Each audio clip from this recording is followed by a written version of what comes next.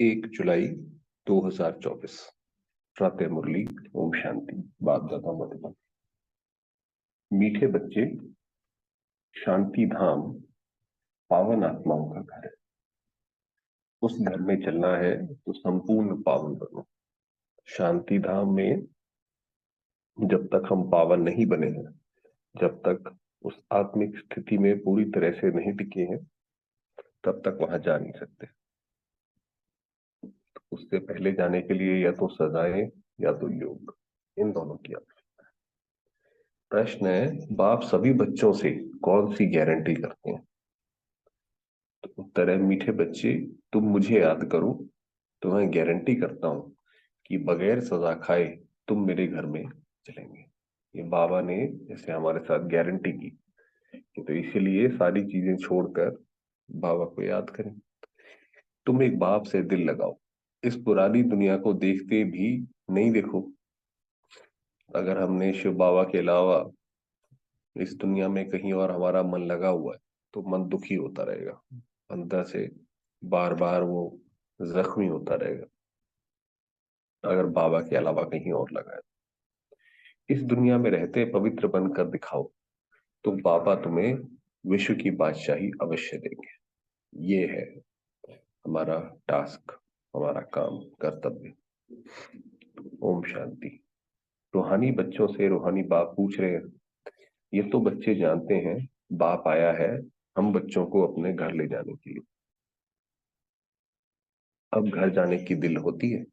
पूछ रहे मामा, अब घर जाने की दिल होती है कि अब ये, या फिर अभी भी हमें लगता है कि नहीं थोड़ा समय और रह लें, यहाँ के संबंध अच्छे हैं, पदार्थ अच्छे हैं, यहाँ तो कुछ अच्छा नहीं है। वह है सब आत्माओं का घर। यहाँ सब जीव आत्माओं का घर एक नहीं है, ये तो समझते हो बाप आया हुआ है। अब जो है सृष्टि के अंत में, चक्र के अंत में अब आ गया है। निमंत्रण पर बुलाया है बाप को, और हमने ही बुलाया है। हमको घर अर्थात शांति धाम ले चलो। अब आप कहते हैं अपने दिल से पूछो, हे आत्माएं, तुम पतित कैसे चल सकेंगी? पतित आत्मा है, उसका तो इतना मोह अटैचमेंट बाकी चीजों में होता है, वो जा ही नहीं सकती। जाना भी चाहेगी तो मोह नहीं जाने देगा, तो कैसे चल सकेगी?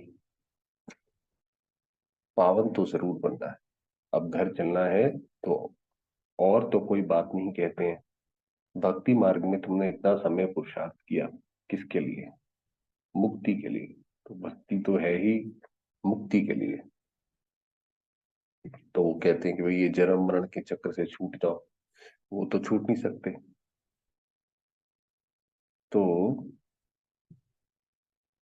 तो अब बाप पूछते हैं, घर चलने का विचार है? बाबा पूछते हैं, घर चलने का विचार है? बच्चे कहते हैं, बाबा इसके लिए ही तो इतनी भक्ति की है।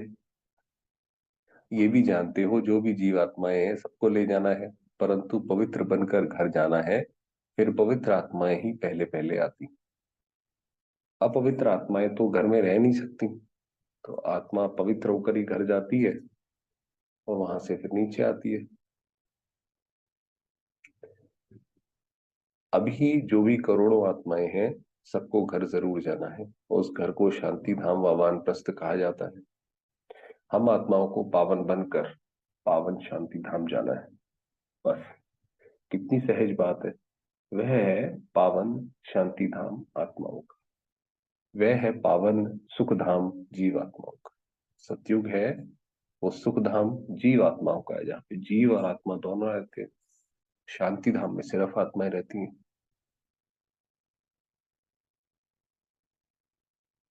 हाँ, पावन ये है पतित दुख धाम जीव आत्माओं का। तो अभी भी कलयुग है, ये दुख धाम है। इसमें मूंझने की तो बात ही नहीं है, इसमें कंफ्यूजन की बात नहीं है। शांति धाम जहाँ सब पवित्र आत्माएं निवास करती हैं, वह है आत्माओं की पवित्र दुनिया, वॉइसलेस, इनकॉर्पोरियल, निराकार और निर्विकारी, ऐसी दुनिया है। पुरानी दुनिया बहुत छोटा छोटा है। हाँ, ये पुरानी दुनिया सब जीव आत्माओं की है। सब पतित हैं, अब बाप आए हैं आत्माओं को पावन बनाकर पावन दुनिया शांति धाम में ले जाने। फिर जो राजयोग सीखते हैं वही पावन सुख धाम में आएंगे। ये तो बहुत सहज है, इसमें कोई भी बात का विचार नहीं करना है, इस पे कोई दोबारा सोचने की जरूरत नहीं कि ऐसा है वैसा है। बुद्धि से समझना है, हम आत्माओं का बाप आया हुआ है हमको पावन शांति धाम में ले जाने। वहां जाने का रास्ता जो हम भूल गए थे सो अब बाप ने बताया है। कल्प कल्प में ऐसे ही आकर कहता हूँ, हे बच्चे वो शिव बाबा को याद करो। सर्व का सदगति दाता एक सदगुरु है, वही आकर बच्चों को पैगाम अथवा श्रीमत देते हैं कि बच्चों अभी तुमको क्या करना है। तो अभी ये कलयुग के समय, महाभारत के समय किसी को कुछ नहीं पता कि अब इस वक्त हमें क्या करना चाहिए जिससे हमारे मन को शांति मिले, जीवन में सुरक्षा हो। अब बाबा आकर बताते हैं कि क्या करना चाहिए। तो अब बाप ने जाने का रास्ता जो हम भूल गए थे बाप ने बताया है। कल्प कल्प में ऐसे ही आकर कहता हूँ, हे बच्चे मुझ शिव बाबा को याद करो। हर कल्प बाबा आएंगे। और एक बार बाबा से किसी ने कहा कि बाबा आप सतयुग में आना। तो बाबा ने कहा कि बच्चे अगर बाबा आएगा सतयुग में तो फिर बाबा को कलयुग में भी आना पड़ेगा, तो फिर आपको निकालेगा कौन। बाबा ने बहुत अच्छी तरह से बताया। सर्व का सदगति दाता एक सतगुरु है, वही आकर बच्चों को पैगाम अथवा श्रीमत देते हैं कि बच्चों अभी तुमको क्या करना है। आधा कल्प तुमने बहुत भक्ति की है, दुख उठाया है, खर्चा करते करते कंगाल बन गए हो, आत्मा भी सतो प्रधान से तमो प्रधान बन गई है। बस ये थोड़ी बात ही समझने की है। अब घर चलना है व नहीं, बार बार बाबा पूछ रहे, अब घर चलना है व नहीं। हाँ बाबा, जरूर चलना है, वह हमारा स्वीट साइलेंस होम है। ये भी समझते हो बरोबर हम अभी पतित हैं, इसलिए जा नहीं सकते, इसलिए आत्मा कितनी भी कोशिश करे जब तक उसने अपने बंधन काटे नहीं है तो नहीं जा सकती है। अब आप कहते हैं मुझे याद करो तो तुम्हारे पाप कट जाएंगे। कल्प कल्प यही पैगाम देता हूँ, अपने को आत्मा समझो, ये देह तो खलास हो जानी है, ये शरीर तो छूटेगा, सबका छूटेगा, हमारा भी छूटेगा।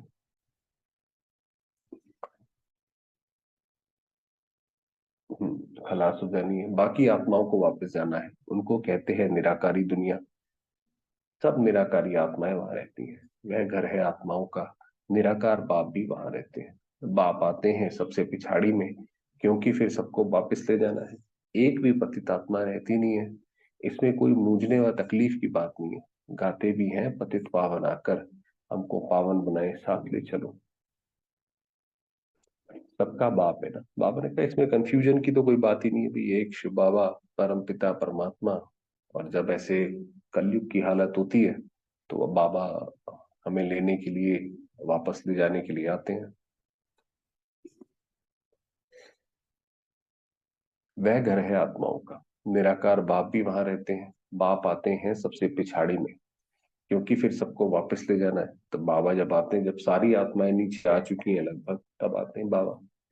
एक भी पतित आत्मा रहती नहीं है, इसमें कोई मूंझने व तकलीफ की बात नहीं है। गाते भी है, ये पतित पावन आकर हमको पावन बनाए साथ ले चलो। सबका बाप है ना। फिर जब हम नई दुनिया में पाठ बजाने आते हैं तो बहुत थोड़े रहते हैं, बाकी इतनी करोड़ आत्माएं कहाँ जाकर रहती हैं। सतयुग में तो बहुत थोड़े आते हैं, ये भी जानते हो। सतयुग में थोड़ी जीवात्माएं थी, छोटा झाड़ था, फिर वृद्धि को पाया है। झाड़ में अनेक धर्मों की वैरायटी।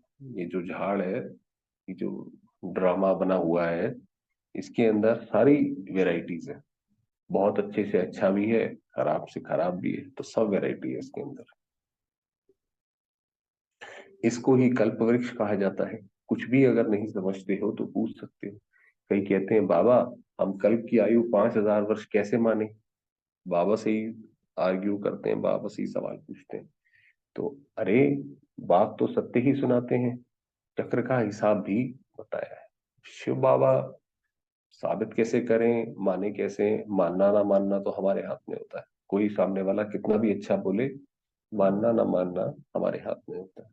और फिर उसमें तथ्य इकट्ठे करना, ये फिर हम बच्चों का काम है, हम इकट्ठे करते हैं। तो बाबा तो ज्ञान का सागर है, वो तो ज्ञान सुनाता है। इस कल्प के संगम पर ही बाप आकर दैवी राजधानी स्थापन करते हैं, जो अभी नहीं है। सतयुग में एक दैवी राजधानी होगी। इस समय तुमको रचता और रचना का ज्ञान सुनाते हैं। बाप कहते हैं मैं कल्प कल्प कल्प के संगम में गया आता हूँ, नई दुनिया की स्थापना करता हूँ। बार बार ये चक्र घूमेगा और बाबा आएंगे। इसके ड्रामा प्लान अनुसार नई से पुरानी, पुरानी से नई बनती है। ये तो जैसे ड्रामा का नियम है कि ऐसा नहीं कि नई बन गई है तो पुरानी ना हो, या पुरानी बन गई है तो पुरानी ही रहे। ये तो बदलती रहती है लगातार। इसके चार भाग भी पूरे हैं, जिसको स्वास्थ्य का भी कहते हैं, परंतु समझते कुछ भी नहीं। भक्ति मार्ग में तो जैसे गुड़ियों का खेल खेलते रहते हैं।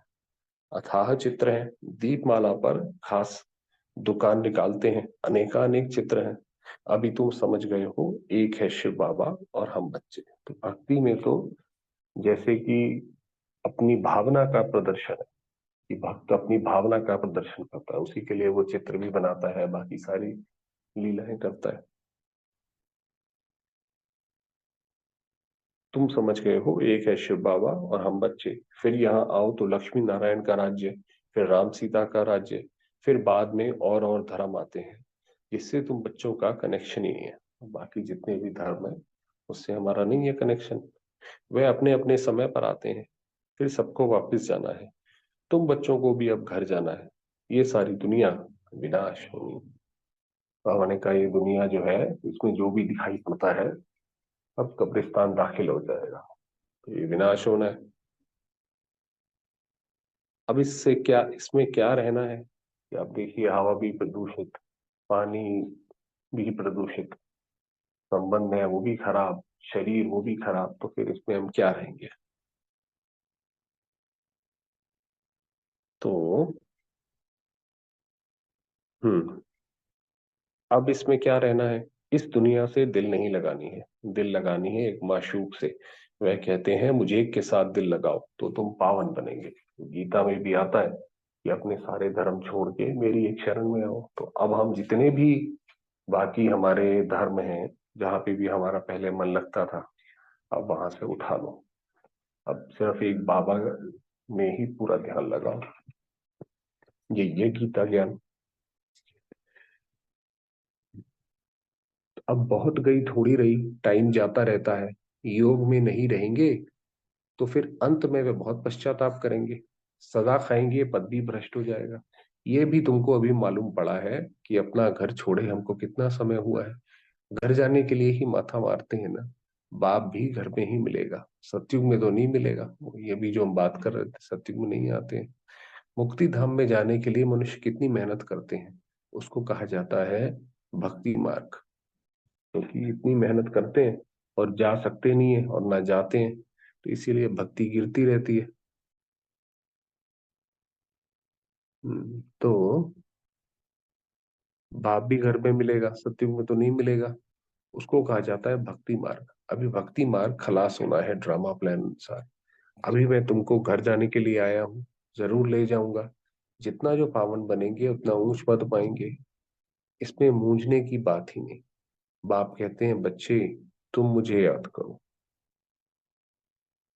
मैं गारंटी करता हूं तुम बगैर सजा खाए घर चले जाएंगे। हमारे सारे पाप जो है वो बाबा काट देगा। बस हमें एक काम बोला है, मुझे याद करो, बाबा को याद करो। याद से तुम्हारे विक्रम विनाश होंगे, अगर याद नहीं करेंगे तो सजाएं खानी पड़ेंगी, पद भी भ्रष्ट हो जाएगा। हर 5,000 वर्ष बाद मैं यही आकर समझाता हूँ। तो ये कितनी बड़ी लॉटरी है। अभी जो हो गया ये हर पल वही होता रहेगा। मैं अनेक बार आया हूं तुमको वापस ले जाने, तुम बच्चे ही हार जीत का पाठ बजाते हो, फिर मैं आता हूँ ले जाने। ये है पतित दुनिया, इसलिए गाते भी हैं पतित पावन आओ। हम विकारी पतित हैं, आकर निर्विकारी पावन बनाओ।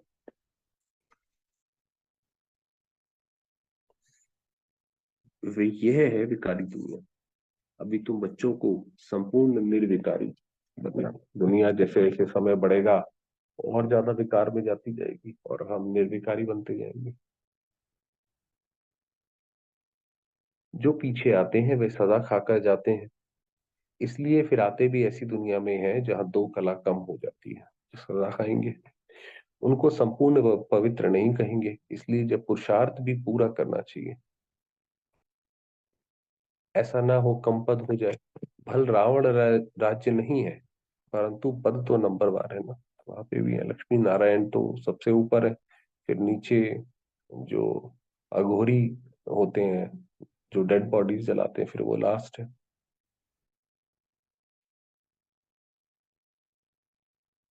हम्म। आत्मा में खाद पड़ती है तो फिर उसको शरीर भी ऐसा मिलेगा। आत्मा गोल्डन एजेड से सिल्वर एजेड बन जाती है। चांदी की खाद आत्मा में पड़ती है, फिर दिन प्रतिदिन जास्ती छीछी खाद पड़ती है। फिर उन्हीं देवताओं में धीरे धीरे विकार आते हैं। मुलम्मे की खाद पड़ती है, मुलम्मे की। बाप बहुत अच्छी रीति समझाते हैं। कोई नहीं समझते हैं तो हाथ उठाओ। जिसने 84 जन्मों का चक्र लगाया है उनको ही समझाएंगे। ये तो बहुत ऑब्वियस बात है कि हमने क्योंकि इतने जन्म लिए हैं, ऐसा हमने देखा है, तो हमें समझ आती है बात ये। बाप कहते हैं इनके 84 जन्मों के अंत में मैं आकर प्रवेश करता हूँ, ब्रह्मा बाबा के। इनको ही फिर पहले नंबर में आना है। जो पहले था वह लास्ट में है, उनको ही पहले नंबर में आना है। जो बहुत जन्मों के अंत में पतित बन गया है, मैं पतित पावन उनके ही शरीर में आता हूँ, उनको पावन बनाता हूँ। कितना क्लियर कर समझाता हूँ। तो बाबा ने कहा कितना माथा मारना पड़ता है बाबा को हमसे। बाप कहते हैं मुझे याद करो तो तुम्हारे पाप भस्म होंगे। गीता का ज्ञान तो तुमने बहुत सुना और सुनाया है, परंतु उनसे भी तुमने सदगति को नहीं पाया है। चाहे गीता पढ़ी चाहे कुछ भी। बहुत सन्यासियों ने तुमको मीठी मीठी आवाज से शास्त्र सुनाए, जिस आवाज को सुनकर बड़े बड़े आदमी जाकर इकट्ठे होते हैं। कन रस है ना, भक्ति मार्ग है ही कन रस। कानों को अच्छा लगना चाहिए, इसलिए वहां पे शोरगुल ज्यादा है। इसमें तो आत्मा को बाप को याद करना है। भक्ति मार्ग अब पूरा होता है। बाप कहते हैं मैं तुम बच्चों को ज्ञान देने आया हूँ। जो कोई नहीं जानते, मैं ही ज्ञान का सागर हूँ। ज्ञान कहा जाता है नॉलेज को। तुमको सब कुछ पढ़ाते हैं, 84 का चक्र भी समझाते हैं। तुम्हारे में सारी नॉलेज है।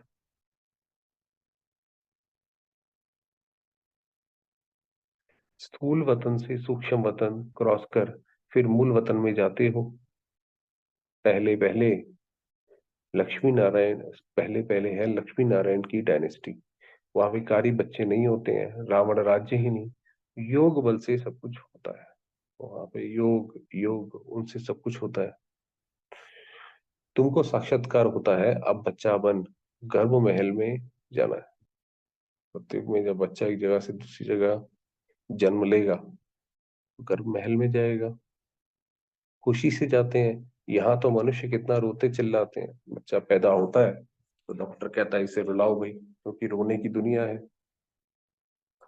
यहाँ तो गर्भ जेल में जाते हैं ना, वहां रोने पिटने की बात नहीं है।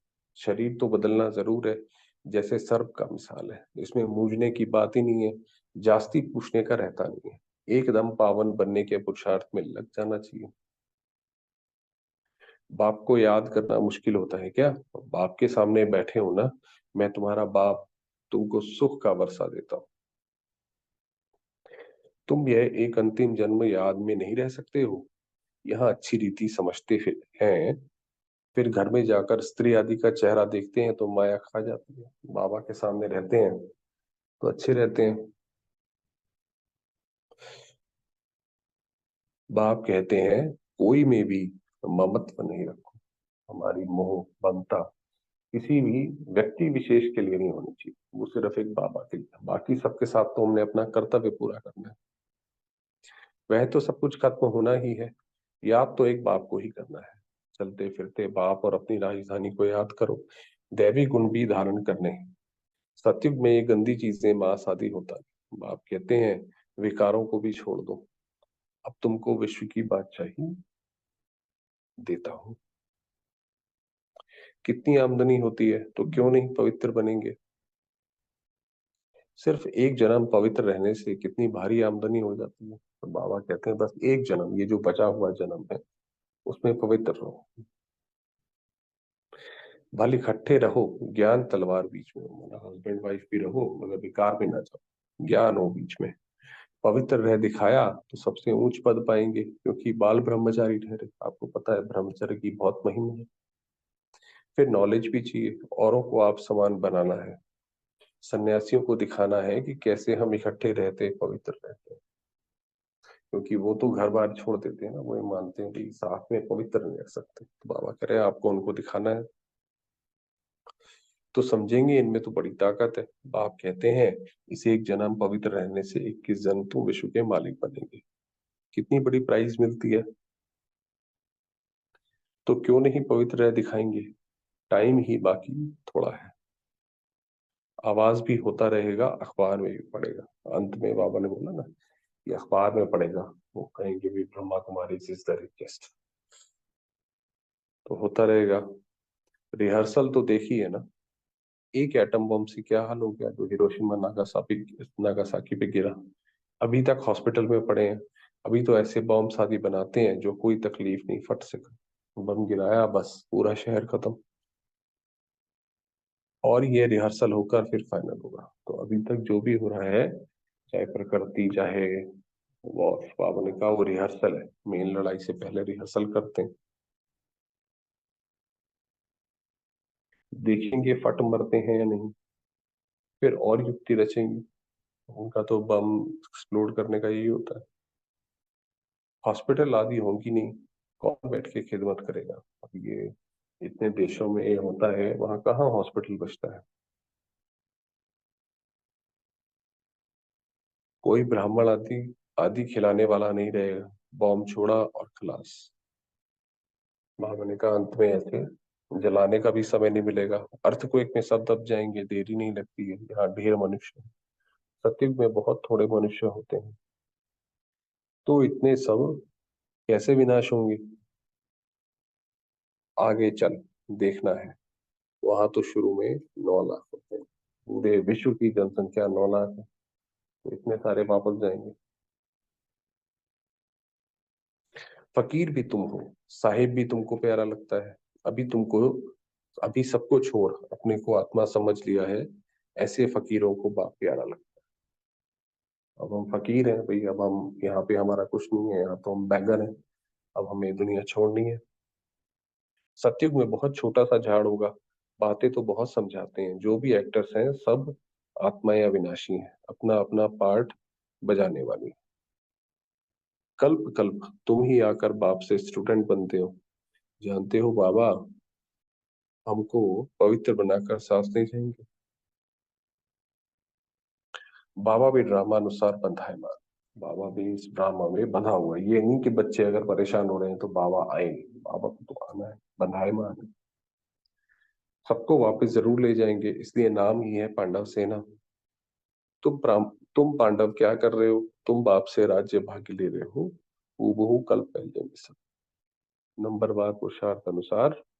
अच्छा, मीठे मीठे से खिलते बच्चों का तीमा, सब आप दादा का याद प्यार और गुड मॉर्निंग।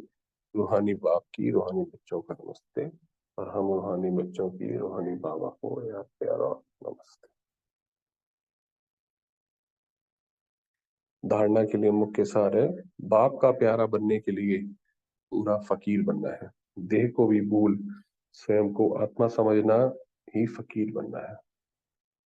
बाप से बड़े से बड़ी प्राइज देने के लिए संपूर्ण पावन बनकर दिखाना है, तब सबसे बड़ी प्राइज मिलेगी। वापस घर जाना है, इसलिए इस पुरानी दुनिया से दिल नहीं लगानी। एक माशूक में ही दिल लगानी है, बाप और राजधानी कोई आपका। ये धारणा थी। वरदान दिया, ब्राह्मण जीवन में सदा चेयरफुल और केयरफुल मूड में रहने वाले कंबाइंड रूपधारी भाव। यदि किसी भी परिस्थिति में प्रसन्नता की मूड परिवर्तन होती है तो उसे सदा काल की प्रसन्नता नहीं कहेंगे। सदा काल की प्रसन्नता माना चेहरे पे एक स्माइल बनी रहे, चाहे कुछ भी हो। ब्राह्मण जीवन में सदा चेयरफुल और केयरफुल मूड हो। मूड बदलनी नहीं चाहिए। जब मूड बदलती है तो कहते हैं कि मुझे तो एकांत चाहिए, आज मेरा मूड ऐसा है। मूड बदलती है तब है जब अकेले होते हो। सदा कंबाइंड रूप में हो तो मूड नहीं बदलेगा। स्लोगन दिया, कोई भी उत्सव मनाना अर्थात याद और सेवा में, सेवा के उत्साह में रहना। ये है उत्सव मनाना, कि हमारा मन बार बार बार बार बाबा की ओर जैसे। ओम शांति।